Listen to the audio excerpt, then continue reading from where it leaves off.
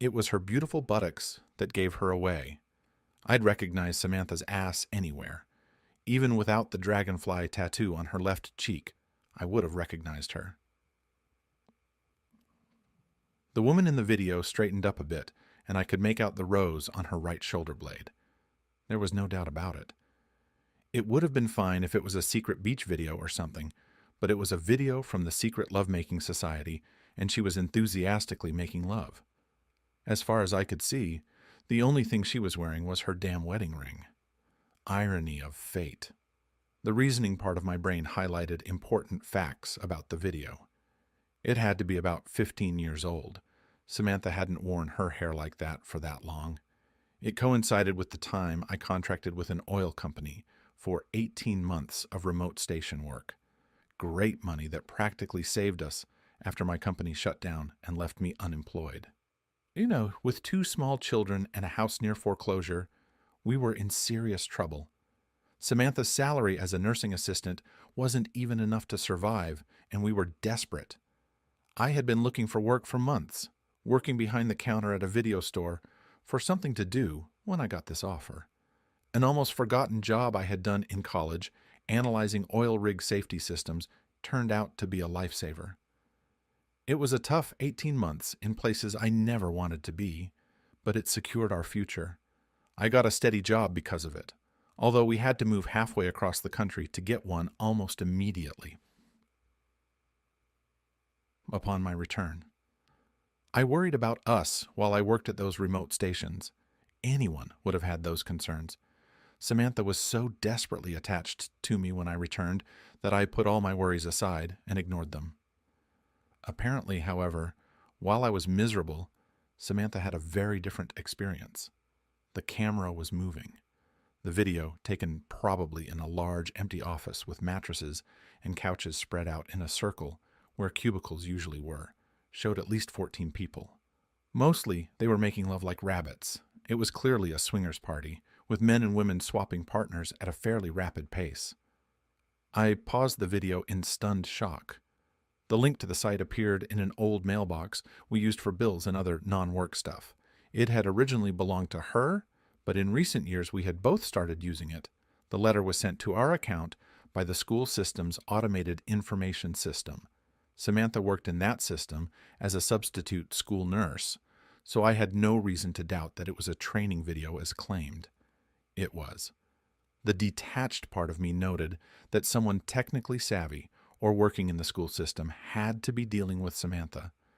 I watched the video to the end and noticed that there were at least 40 more videos of the secret society of SX. Emotionally, I shut down.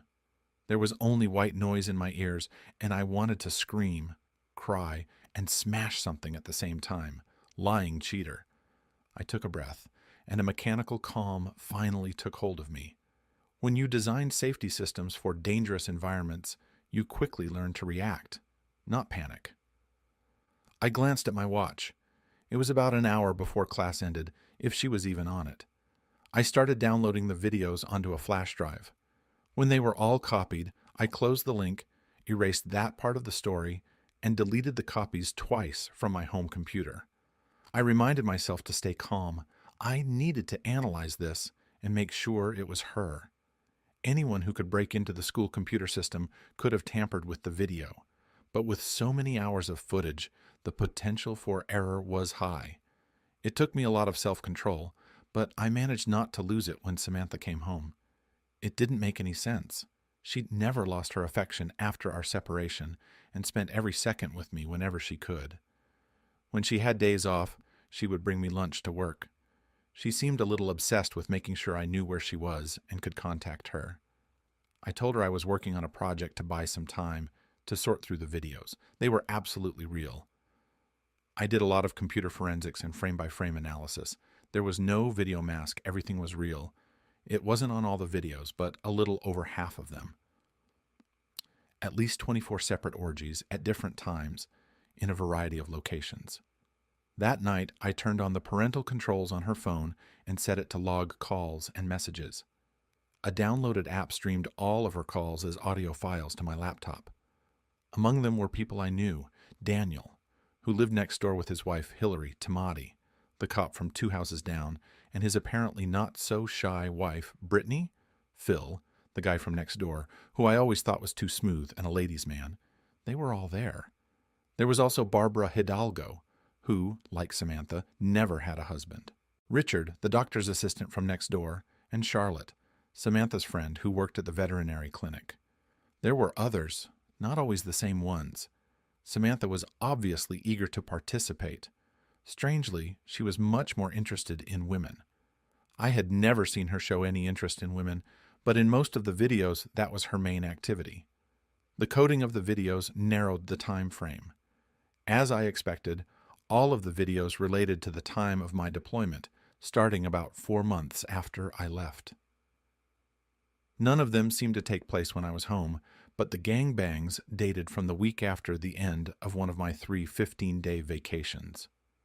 Putting the videos in order, I saw that in the earliest videos, Samantha was something of a recluse, a bit broody, as if she didn't want to be there. In the later videos, however, she really got involved, especially after teaming up with Mary. Her love for women was revealed around the 4th party, when she walked through the door with a sly smile, twirling a strap-on for rough play. In the last video she starred in, about a month and a half before her contract ended, she looked pensive again and left without doing anything more than taking off her clothes. Guilt, I assumed, though it was a little late for a sudden appearance of conscience. Perhaps she was more worried about being caught. A month and a half would give her time to recover and maybe get tested for STDs. In all, I identified 16 men and women in the video, neighbors, co-workers, parents of the children's friends, several of our child's school teachers. I found out that Hillary, Daniel's wife, had always been the cameraman. It seems her specialty was to observe, although she occasionally participated while she was filming too. I would have spent more time analyzing and perhaps delayed the inevitable confrontation. I had never suspected anything like this, and I had a very hard time reconciling it with Samantha, whom I knew so well. The most important thing I needed to know was why this letter had appeared in the first place. It wasn't an accident, and it wasn't like some weird joke.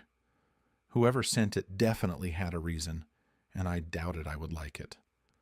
Another letter appeared just 2 days later in the same inbox. It had the same link, and another technically difficult-to-hack email address, the gym she went to. It just so happened that I logged into it first that day. In the browsing pane, I saw a message and a familiar link. Whoever it was getting results. I closed the browsing pane and set my cell phone on a charger with a streaming camera. It was streaming audio and video to my laptop over my home Wi-Fi. "Hey, Samantha, did you pay for your gym membership this month?" She mewled. "I'm sure I did. Why?" I stood up. "I don't know, probably a commercial. You have some kind of message from them marked urgent." "Really? That's weird. They don't send that often." "Yeah, I thought so." I kissed her forehead. "I need to write a synopsis of the project for work. It shouldn't take more than an hour." She nodded. "Will spaghetti work?" "That'll work." I headed up the stairs. Once I was there, I turned on the stream from my cell phone camera. Samantha took her time walking over to the computer. She nonchalantly clicked on the link, but gasped in shock at the first frame of the video. Frantically looking around, she checked what was happening in the hallway, and then hurriedly watched the rest of the video. The cell phone video wasn't the best, but the transition from normal to shocking pale white and nauseating green was quite noticeable. She copied the link onto a piece of paper and deleted the email. I watched as she walked up the stairs, then staggered to her room, pulled out an old notebook, and began sending messages to her phone. I hurriedly opened the message log. "Samantha, the video from the party is gone." UI, "What?" "Yeah, they've been recorded for a long time. They're all over the internet."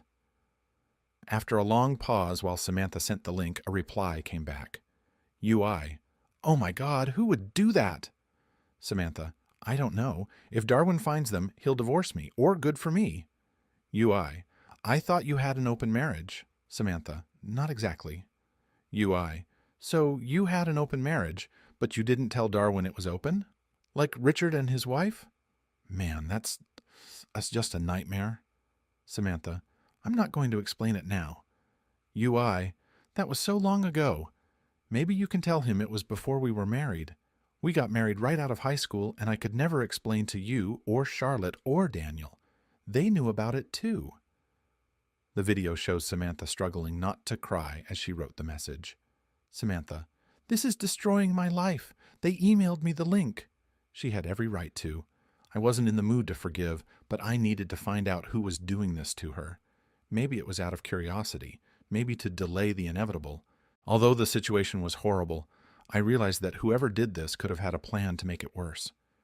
Just because they were after Samantha didn't mean they were my friends. It was probably blackmail. It could also mean they were seeking extortion. An enemy of my enemy, no more but no less, though calling Samantha an enemy would be too much. The discussion went on for several minutes.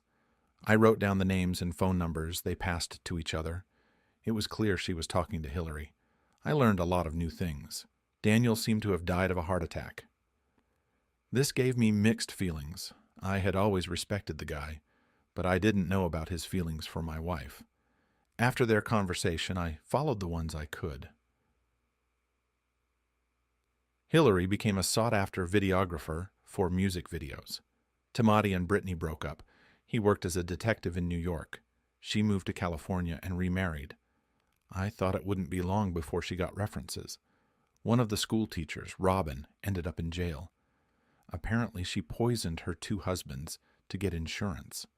Heck, I went to the funeral of the first of them as soon as we moved in. She was supposed to be granted probation in 10 years. Barbara died at a rave party after taking a pill they gave her instead of ecstasy. It turned out to contain too much synthetic cocaine and impurities.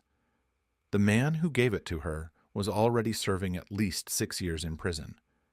Richard went back to medical school and became a gynecologist in Los Angeles. His wife, who also did not appear in the video, stayed with him. Richard always held Charlotte in his arms. Afterward, Samantha often checked a shared email account. She seemed fragile and jumped up every time I did something on the computer. I didn't worry about missing anything because I set up the account to receive copies of everything that came in. I also set up surveillance cameras around the house. 2 days later, Hillary texted Samantha, I just got a call from Brittany. She is totally desperate. Someone sent her a link. UI, at least I'm not the only one. Did they say anything? Hillary, no, just the link. Why not to you? Hillary, I don't know. I'm not dating anyone, so maybe I have nothing to gain. There's nothing to blackmail. I can't pay. Darwin would find out. We only have joint accounts. Hillary, I don't want to make this worse, but what if they don't want the money? What do you mean by that? Hillary, I don't know. I'm just thinking, what? What if they want revenge or something? Who? Hillary, Barbara's husband, Richard's wife, your husband. I don't know. Somebody. For the next few weeks, Samantha watched me like a hawk, and I tried not to give her any reason to worry.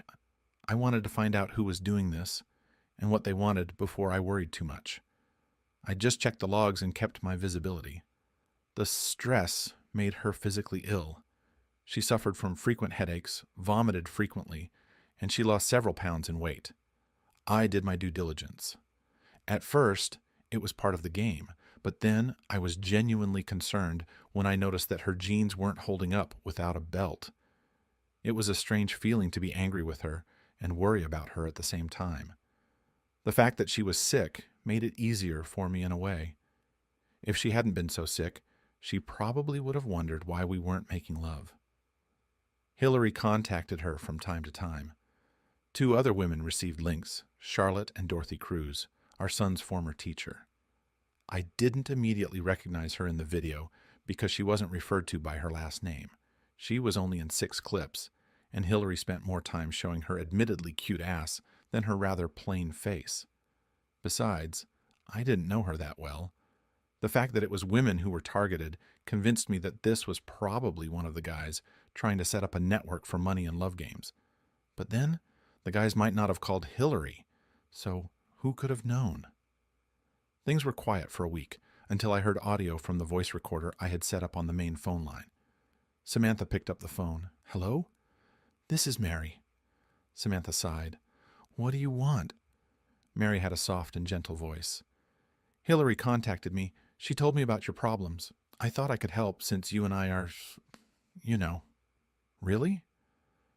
I did a little investigating. Checked the link.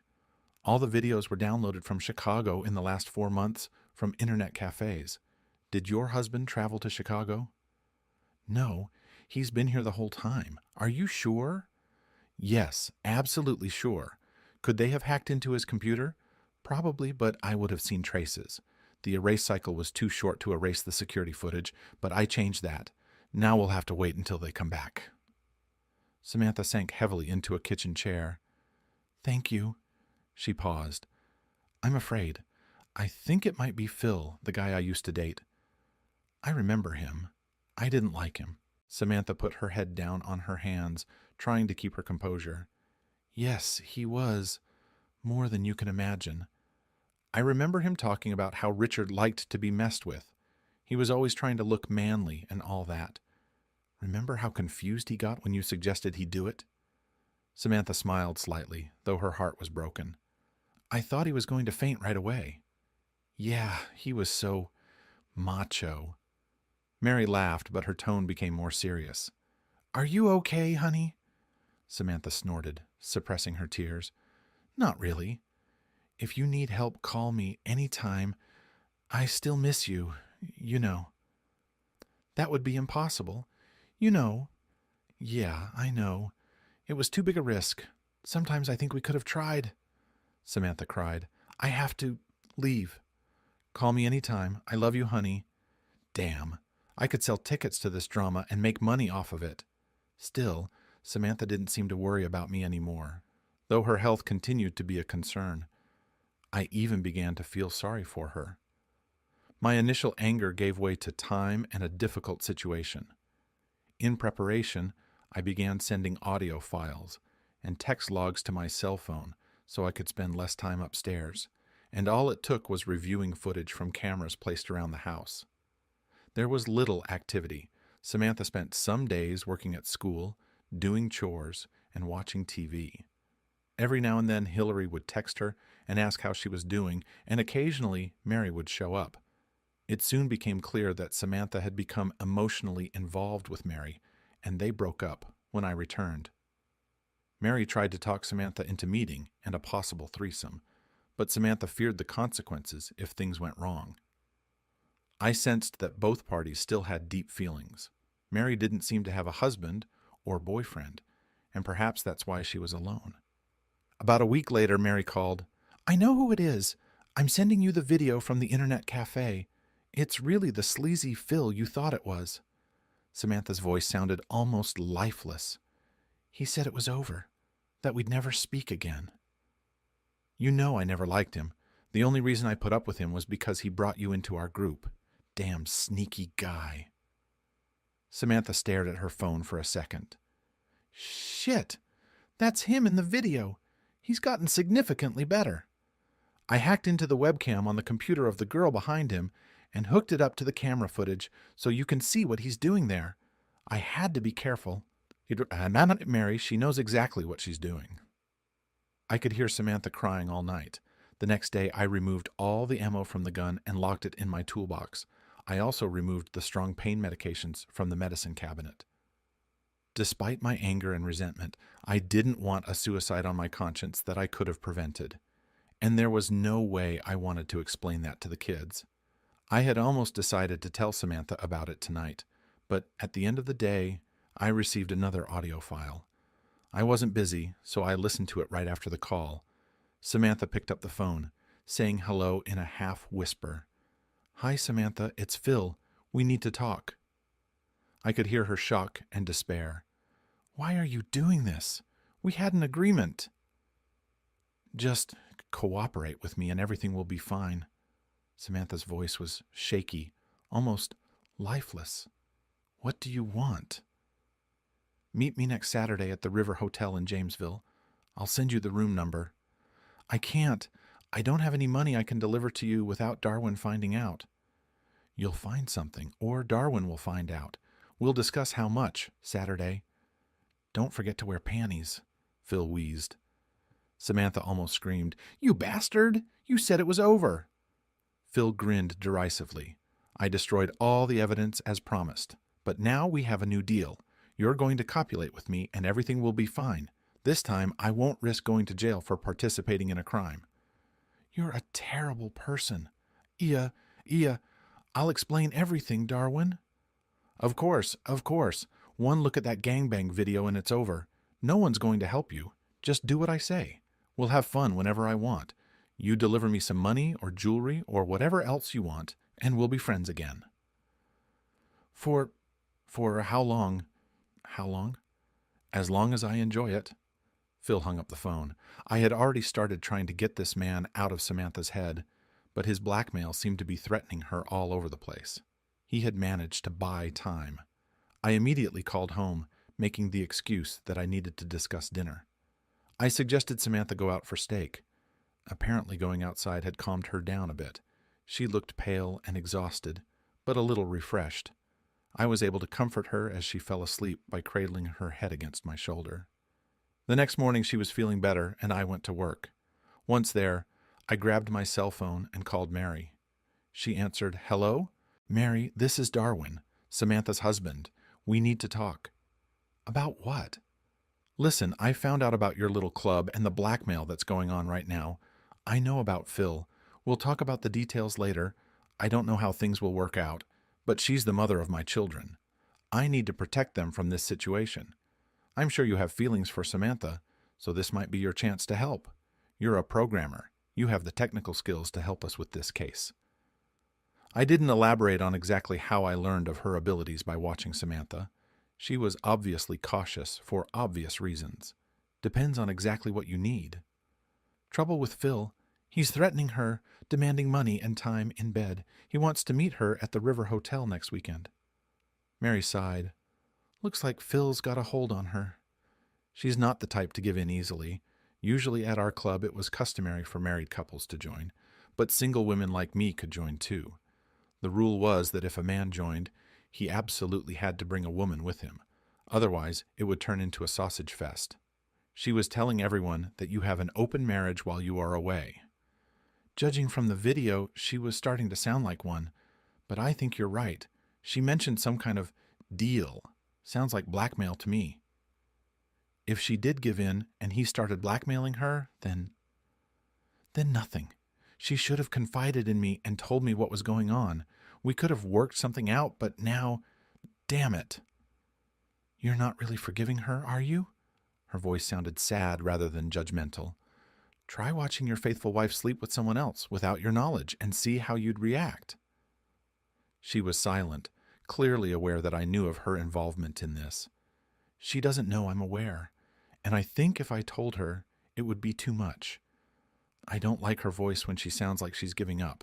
Just give her a call, find out something about Phil, and warn her against doing something stupid. At least the other ones. Mary relaxed almost audibly. I'll talk to her. One more question. Why the hell do you let someone videotape your parties? It's not the smartest idea. 15 years ago, the internet wasn't like it is now. No one could have imagined it would grow so fast.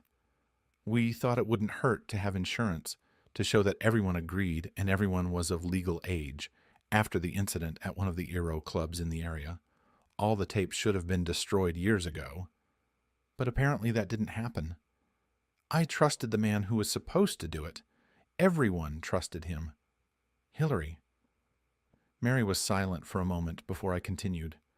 I've watched about 30 hours of video, so I know quite a bit. And what did you do to her? Probably, almost certainly. But I'll deal with that after we deal with this asshole. We, she sighed. Do you love her? I do, I said. Then we'll work it out, she decided. The next day after work, I headed to the Sunrise Inn in Iverson, where Mary had invited me. The door was opened by a tall and slender black woman, eyeing me critically. Come in, she said. I entered slowly, raising my hands to show I was unarmed, but it didn't matter. In her hand was a small assault rifle pointed at me. Carefully lifting my shirt, I turned around to show that I had no weapon. I sat down in the chair by the bed. On the desk was a high-tech laptop with several windows of code open. "So," I began. "So," she encouraged. "Simply put, I don't know what the future holds for Samantha. Probably nothing good, but we'll talk about that later. Phil, on the other hand, needs to be dealt with once and for all. Even if he can't blackmail me through her, he can release the video to her friends, family, and children, and that includes other people. Some of them may not deserve these consequences." Mary looked at me thoughtfully. "You kick her out, and I'll help her cope," she suggested. I shrugged. "We'll figure it out. I'm not sure how I feel about her. I keep telling myself what's going on, but maybe it's important. I just don't want her to do anything stupid. It could ruin her life and the kids' lives. I don't want her to keep making mistakes with Phil, especially if it involves money." "Do you have a plan?" she asked. "There are some ideas, but we need complete mutual trust to succeed," I replied. She thought for a moment, then took the safety off her gun and placed it on the table. I felt more relaxed. "My plan involves some serious steps, but by no means murder. That's only if he survives, which isn't guaranteed," I explained. "I'm on board. She's my girlfriend," she said with confidence and undeniable loyalty. "Maybe we should let him get what he wants," she suggested. "I thought you were trying to avoid that. You know he wants a bed and money," I remarked. "Have you ever heard the phrase, 'beware what you wish for'?" She raised an eyebrow, smiling at the implication. I presented the plan and explained Mary's role in it. She smiled. "Sly, you have a black sense of humor. I like it. I'll take over the computer and more. I worked in London for 4 years. I can pull up a bit of a London accent." I nodded. "Great. We need help, but they need to be totally involved or not at all. I'll let you know if Samantha decides to join. I don't want her dragged into everything if something goes wrong. My kids don't want any trouble." We devised and detailed a plan, discussing every detail over the course of an hour. I was assured that if I couldn't handle Samantha, Mary could. We worked well together, and I began to appreciate her more and more. Despite the need to involve others, she recognized the risks associated with any new ideas for the video. We set up a schedule of activities and a timeline for completion. Before she left, she stopped me. "Samantha said you have an open marriage. I didn't realize it wasn't until I was confronted with it. Until then, I thought she trusted me." "And I thought she did too. She's still in a state of shock. I can't say it's easy for either of us." Mary lowered her gaze. "I'm sorry for the way things turned out. I just didn't know. It's all because of Samantha. I don't know what the hell she believed. Temporary insanity, but that's no excuse for something like that." Mary kept calling Samantha and urging her to relax, promising that she would go to the meeting herself and find out what he really wanted. She also kept track of Phil's movements, so when he arrived late Friday night, we were ready for him. I walked up to his door wearing my cap, checking carefully for witnesses. He was probably 100 pounds heavier than he had been 15 years ago, bloated and clumsy. No wonder he thought blackmailing someone into bed was a good idea. I held out the pizza bag. "That'll be $20. He started fumbling for something in his wallet. As soon as he lowered his gaze, I stuck a flashlight stun gun under his ear and pressed the button, keeping him from passing out or malfunctioning until he collapsed to the ground, making weird squeaky noises.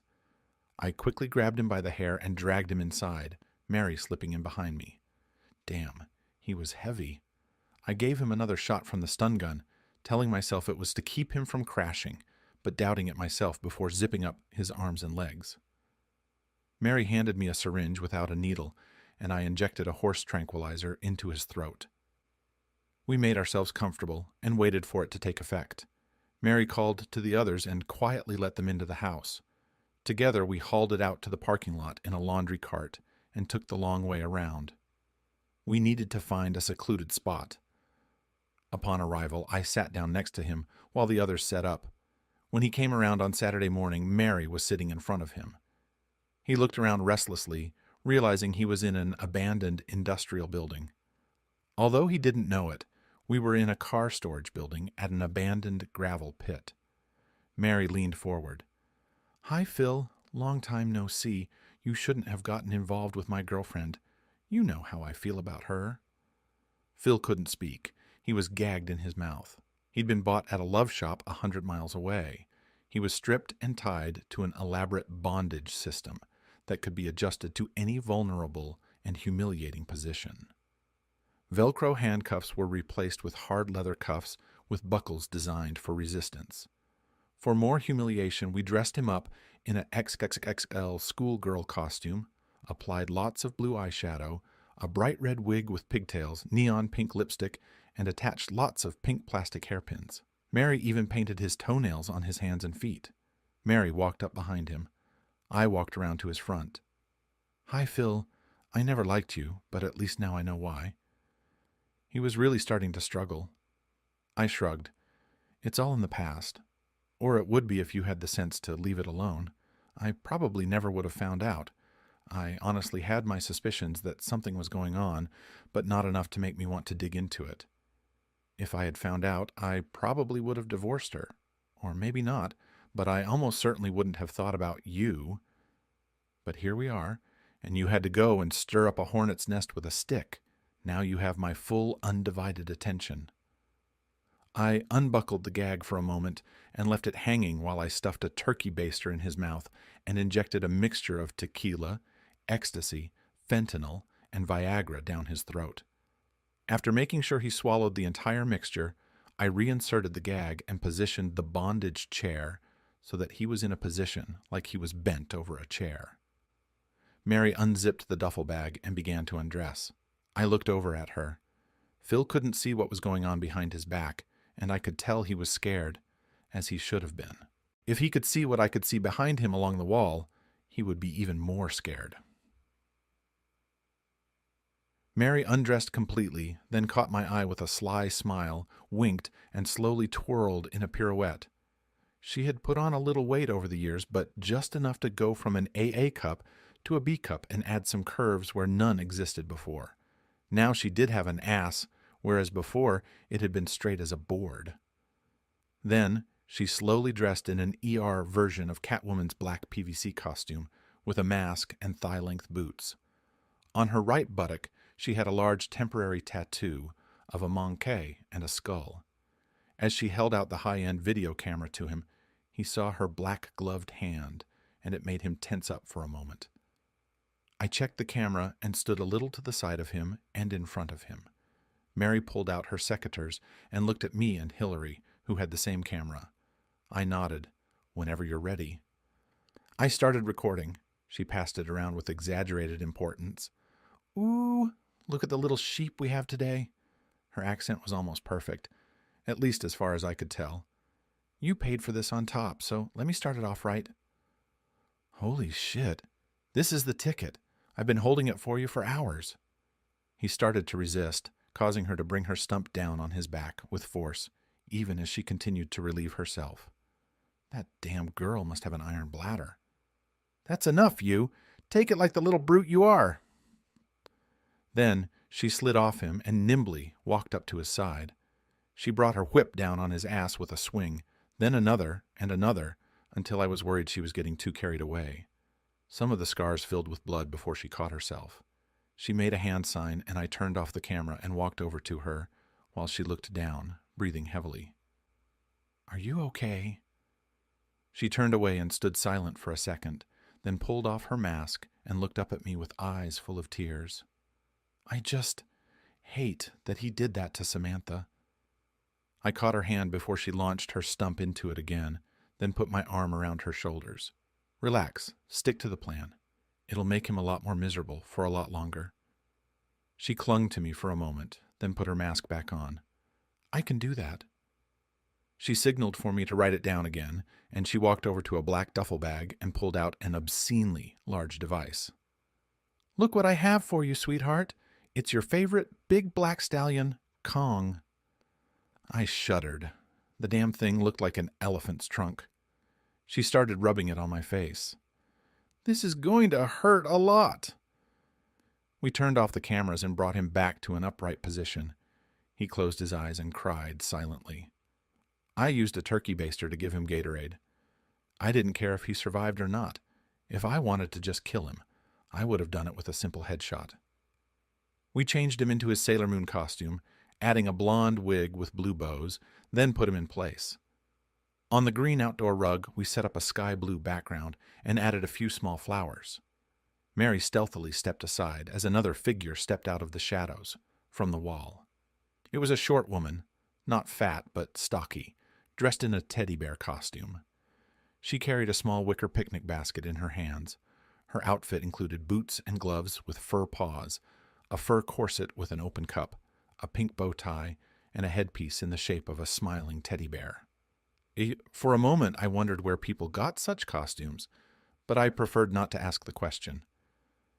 Charlotte adjusted the bow tie, then walked over to Phil, lifted the mask for a moment so he could see her face, then lowered it and signaled for the recording to begin. A high, squeaky voice began, "Hello, sheep. Welcome to the teddy bear's picnic." The next half hour was one of the most surreal spectacles I've ever witnessed.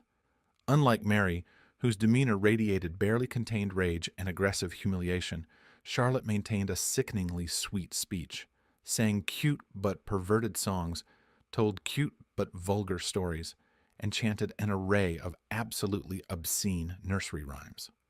All the while she continued to mock him. She also arranged a beautiful flower arrangement. Phil had to hold a rather large vase, though not in his hands, which looked incredibly uncomfortable.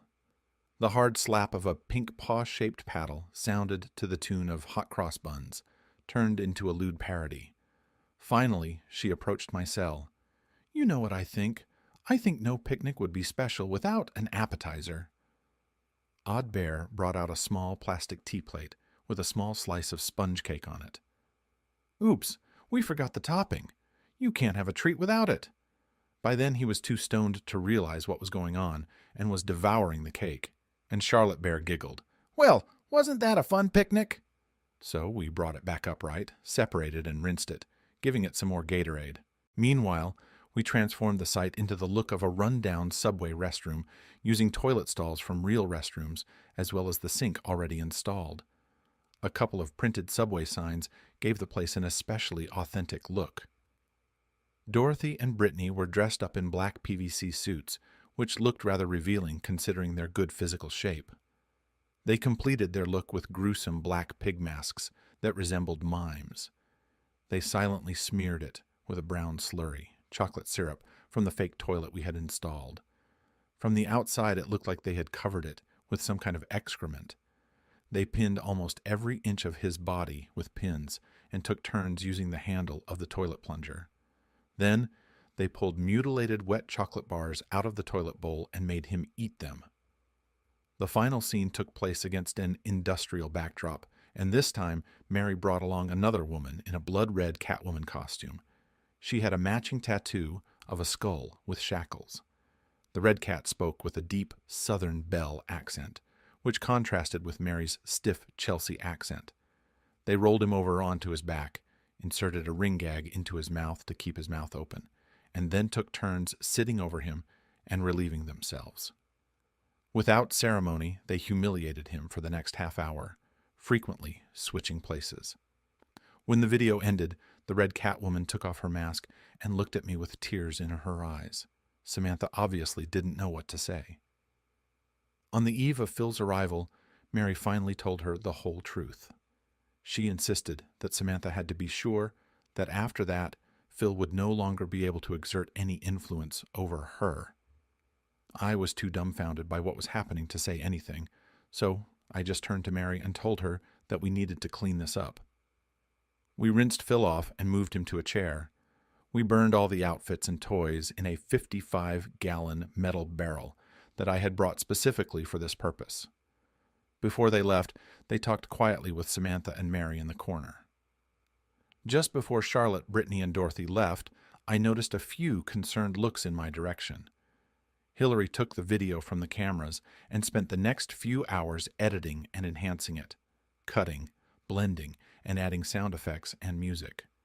She added pre-recorded subway announcements and periodic rumbling sounds to the restroom video.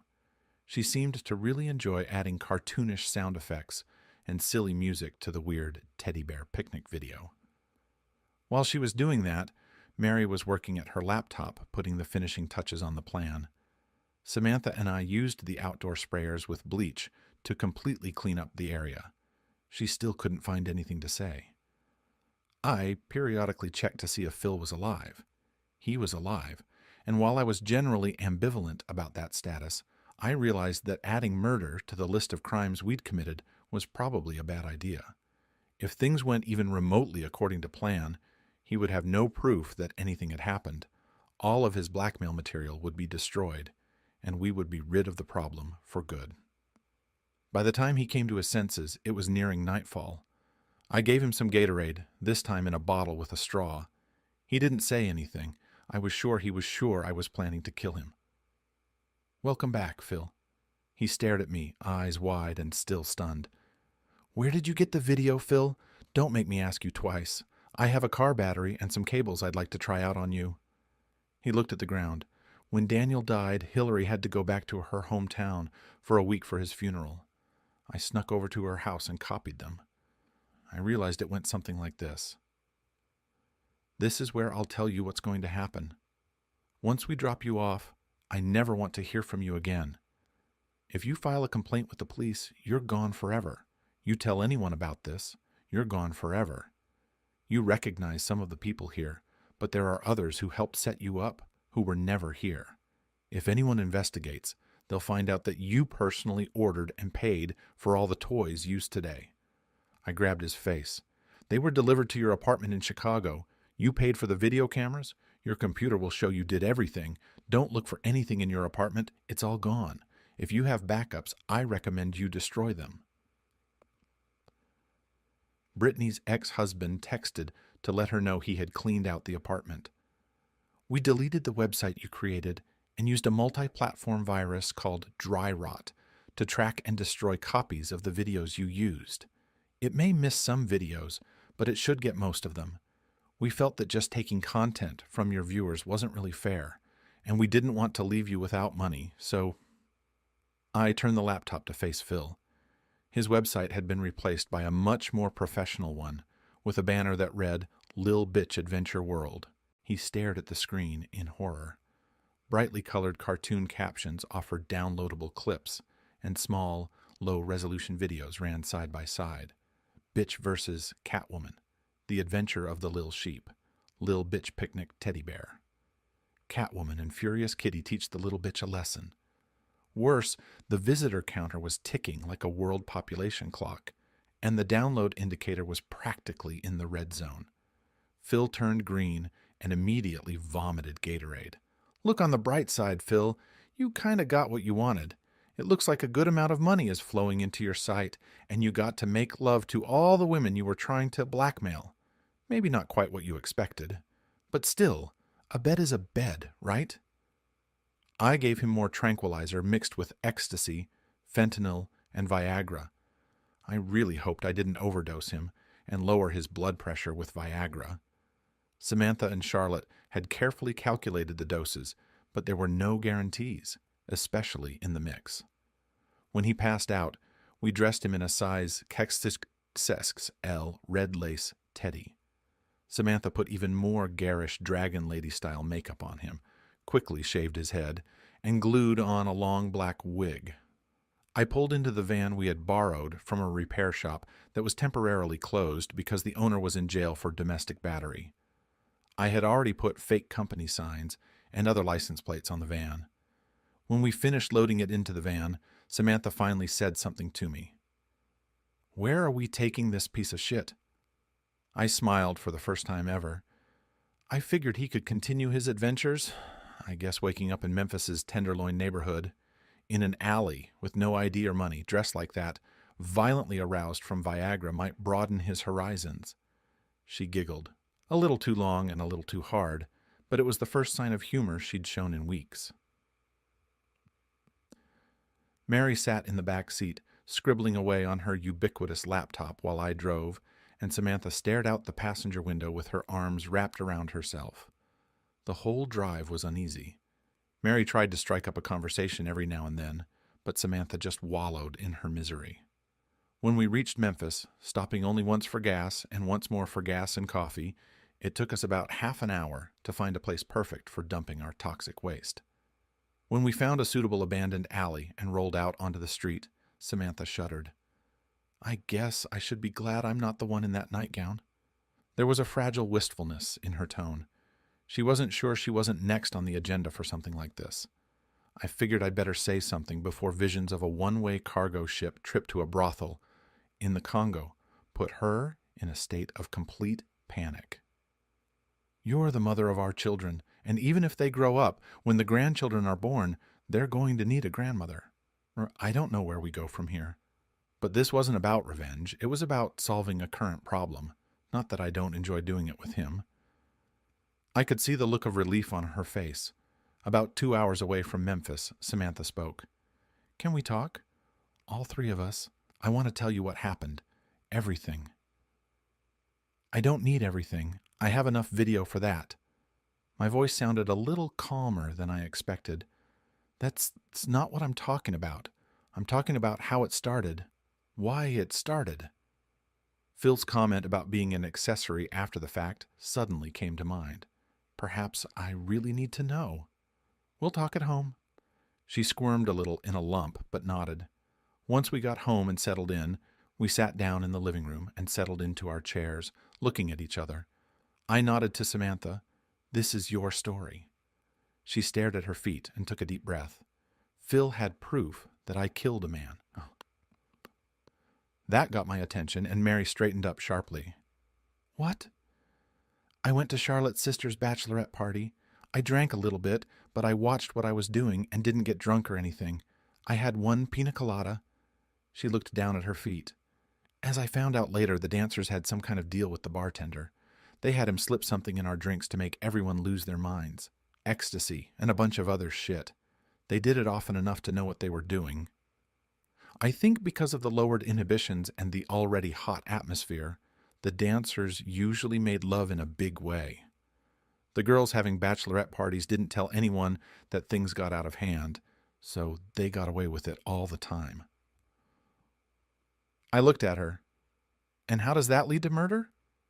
Not murder. I looked it up, aggravated murder, but that's pretty much the same sentence. I tried to leave early. I felt sick and dizzy, and the music was too loud. I didn't realize I was drugged. I thought I had the flu or something. One of the dancers followed me out of the club and tried to climb into the back seat of the minivan. I was too stupefied by whatever they put in the drinks to even realize it was there. I rear-ended it, then braked and rear-ended it again. I don't even remember how I did it or how I got home. Jesus! Mary looked as horrified as I was. Phil worked at the club as a security guard, part-time. A few days later, he showed up with security footage. He said he'd reported to the police that someone had snuck in and stolen the tapes. If I didn't cooperate, he'd pretend he'd found them somewhere in the club. No one could believe I wasn't drunk driving and staggering around the van. He faked it. They had just put a drunk driver in jail for hitting a homeless man in heavy fog, so I knew what was coming. If I fought it, I'd go to jail for 20 years and you'd go broke trying to save me. Even if I begged you not to, you would still spend all the money we had on me. I couldn't do that to you and the kids. It was the truth, and I knew it. She continued, I made a deal. I would be his partner in the swingers club. That was his main business. I refused to do anything else. I told him I had to take care of the kids, and even hiring babysitters for swinging party nights could be suspicious. He agreed. He wasn't thrilled about it, but he agreed. He made it clear that if he thought I told you, he would turn me in. I didn't realize I'd been drugged until almost a year after he told me, and by then it was too late. I couldn't prove anything. He said he'd let me go when you came back, and he did, until now. You didn't look too trapped in many of the videos, I pronounced, though I couldn't help but remember her lost look in the very first videos myself. Well, I tried to stay out of it as much as I could at first. Phil warned me that if I didn't start showing more enthusiasm, I might end up in jail. I was just stunned by the whole thing. I realized that everyone in this business has secrets. Hillary had her own cell. Ben wanted women to be honest with him. Charlotte was just crazy. Samantha shook her head with a half smile. She was just surviving by her own rules. I nodded, understanding her words. There was logic in her eyes, memories of how she felt in that trap. Her gaze was unfocused and filled with anxiety. She exhaled slowly, her body trembling. Her face looked even more exhausted and sullen, and her voice became quiet and poured with emotion. When there's no choice, things get easier. You pretend everything is fine. You pretend someone else is doing it. Then you come home and tear into the toilet all night. You take showers so hot and long, you think your skin will burn. You look at the pill bottles in the medicine cabinet and think about how easy it would be to swallow them all. But then you remember you have kids and you don't want them to find you cold and dead. So you don't take the pills, but then you do it again and again and again. I planned to kill myself after you were home and able to take care of the kids so you'd never know. I even wanted to make it look like an accident, but you got a job offer here and we had to move. It was like being let off death row. Even then I couldn't tell you. That would have made you an accessory, and I couldn't risk you ending up in jail because of me. To this day, I'm still not sure Phil destroyed those tapes. I leaned back in my chair. Jesus. Mary made a quiet gasping sound, and I turned to her. There were already signs of gray in her gaze. I swear to God, I didn't know. I'm so sorry, she muttered, standing up and stumbling, starting to retreat toward the door. I didn't think to stop her until she fell to her knees, wrenching herself free. I figured it out before Samantha did. Mary realized she had become an unwitting accomplice to a prolonged rape. Samantha was so stunned, had built walls in her head so hard that she initially couldn't understand why Mary was so horrified. She had time to come to terms with it, and Mary didn't. Phil didn't hold a gun to Samantha's temple, but he could have. I wondered if we'd been too lenient with him. Maybe we should have finished the bastard off. Samantha grabbed towels, and we helped Mary to recover. She trembled at every touch from her, apologizing in whispers over and over. We brought her back to the living room, where she began apologizing again until Samantha interrupted her. Mary, you were a pillar for me. You didn't know what was going on. Only Phil did. You were the one person who looked at me as more than just a warm body with comfortable holes. Your love probably saved me on those nights when everything seemed hopeless, and I was contemplating suicide. I looked at Samantha and she sighed. I'm sorry, Darwin, but I needed someone. I felt something more for her. I loved her, and maybe I still do. She needed to find her footing after the shipwreck. She clung to anything that could sustain her. Mary was the lucky one who cared enough to let her go without resistance when I returned. I understand, she said. Samantha shook her head. I love Mary, it's true, and I always will, but I'm yours. All the way, and I always will be. You can kick me out after this, but I'll never leave you if I have a choice. Maybe I messed up, but I didn't know what else to do. I looked over at her, hugging a curled-up Mary. I walked over and sat down next to her. I'm not sure. You can't discuss this with a lawyer. I realized I'd made a choice. I think you did the best you could. You did what you thought was best for me and the kids. That's all I could ask for. Her eyes went wide and she looked at me almost pleadingly. Really? Are you really ready to forgive me? It's going to be okay. I don't know if forgive is the right word. You were betrayed. You didn't have many choices. You chose the least evil for all of us, even if it brought you suffering. She pressed herself against me. And now what? We go day by day, but your skinny ass needs to start eating sandwiches. You're just skin and bones. I reached across her and touched Mary's shoulder. You saved her. I'll never forget that. Mary nodded. She was still a little gray, but had already recovered from the shock. Samantha, a lot of things make sense now. I'm glad we had what we had. I wish he hadn't had all that shit. Samantha kissed her gently on the forehead. Me too, but you'll always be my girl. I'll always love you. Mary smiled softly. Just not like that. I kind of knew this would happen. It's the same choice you made before, but I can dream, can't I? Her smile turned a little crooked as she shifted her gaze to me. I owe everything to you, Mary. We'll always be there for each other, I said seriously. Without her, my house could have turned into a grave. Samantha and I set Mary up in the guest room, and for a while we just held on to each other. Over the next few days, we figured out everything we could. Samantha insisted that I find out what had happened since everything was back to normal. Finding the incident wasn't hard. A male dancer had been killed by a driver who hit him on the road outside the club. Mary managed to get a copy of his arrest record, drugs, repeatedly beating a woman. He was also charged with aggravated rape, which had been dropped after the victim got publicity and fled the neighborhood. It was pretty obvious what he was going to do to Samantha. Samantha had no way of knowing that. She didn't even know she had hit him. The police always look for the simplest explanation. She would almost certainly have been put in jail. Perhaps she could have gotten away with it if she had known she was under the influence of drugs and gotten tested right away. But even that wasn't certain. Mary eventually returned home, though she promised to visit from time to time. She and Samantha would remain the closest of friends, but forever former lovers. Mary had a hard time reconciling herself to her participation in Samantha's hell, albeit unwittingly. In the end, we hope she finds the princess she's been searching for so long. At least she started looking again. I thought about going back and finishing the job on Phil. What he did was unspeakable, inhuman, but I decided against it. Not because he'd suffered enough already, and not because I just wanted to leave things as they were. I left it as it was because it was probably the cruelest thing I could do to him. His experience had broken something. Samantha and I got a call from Hillary. Phil called her and humbly asked for her help. It seems Little Bitch was a hit with a certain perverted demographic who paid very good money to watch his absolute humiliation on video. We got him to that state by accident. Probably because he associated the fentanyl high with humiliation, he became increasingly obsessed with it. He quickly got to the point where he could only get satisfaction from watching and reliving the self-mockery.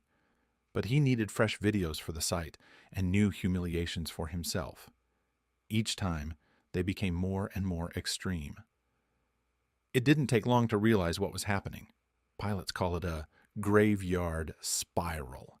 He thought he was flying level, but in reality he was just moving in a deadly circle, losing altitude and getting closer and closer to the final inevitable crash. Last time I checked, he had added several new videos to his site with Hillary's help. Among them were Lil Baby and the Big Tranny Band, Fun Slaps, The Bigger the Better, and All the Way to the Heels. Hillary refused to shoot the video, but showed him how to set up the cameras himself. I guess she didn't want to be there at the end. He begged Hillary to put Catwoman and Angry Kitty together for another video. This is his most popular video. Unfortunately, second place goes to Teddy Bear. Knowing this, I double-checked the doors at night. Samantha and Mary are completely uninterested.